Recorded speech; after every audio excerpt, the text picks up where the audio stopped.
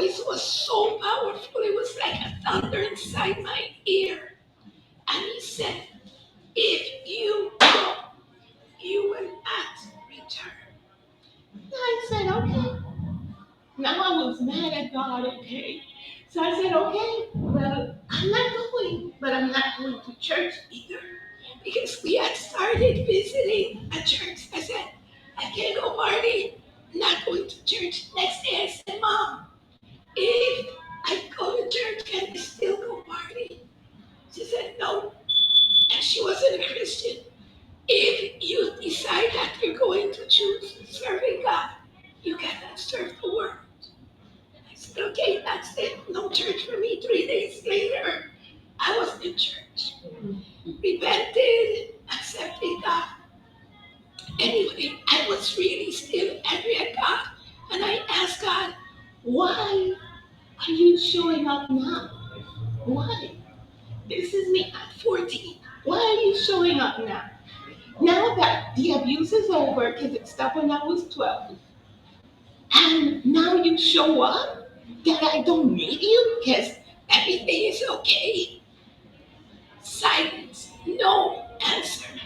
Well, moving forward, I maybe 20 years ago, I'm 62. So imagine from 14 to 42. I am sitting talking to God, and He says, do you remember the question? And I'm like, Lord, I've asked you so many questions, I don't even know which one. He said, the question. And he brought it to my spirit. And I said, I remember. He said, do you remember when he was doing stuff to your body? And there were times that you were looking at your body while you were somewhere else. I said, yes. How did you feel where you were?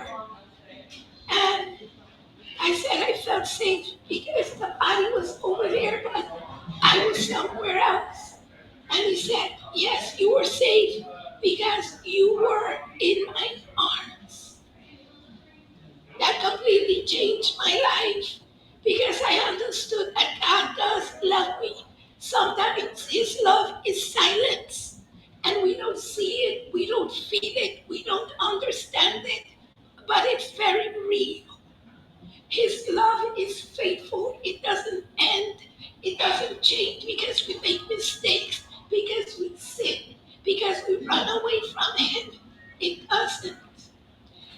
So, I decided to just live my life for God, really like honoring Him to the point where I don't go anywhere.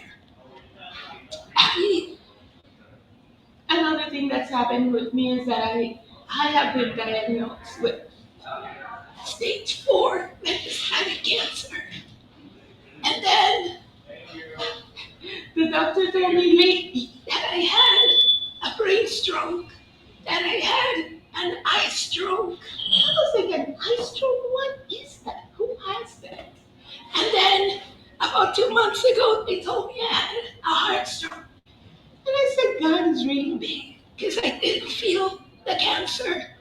I didn't feel the strokes. To the point that I got home and I was sitting there thinking about what the doctor told me about all these strokes. And I stood up from my chair and I started, I'd be stroking. I don't know where that song came from. So I decided, well, let me look at the lyrics because I was in conversation with God saying, what is this? So I look and well, I said, okay, God, not that kind of stroking. Not that kind of stroking at all. So, I have so much fun with God because He allows me to laugh with Him, to cry with Him, and He has been so faithful. And I'm doing my best to promote this book because I don't know, the doctors don't know, they don't understand what's going on with me. They tell me we definitely don't know. We don't know a prognosis. We don't have how long you're going to live. We know that you have had this cancer in your body for more than 20 years. And we we don't know how you're still moving, you're still living, because I travel all the time. We don't know what's going on with you. And of course, they want to use me as a guinea pig. Go to God and ask Him because He has all the answers. That's what I tell my doctor. Now, my doctor has cancer. And he looks at me, and every time he walks in, he lights up every time he sees me. He said, Miss Romero, oh my gosh, oh my gosh. And I'm like, no, it's oh my God, it's oh my God.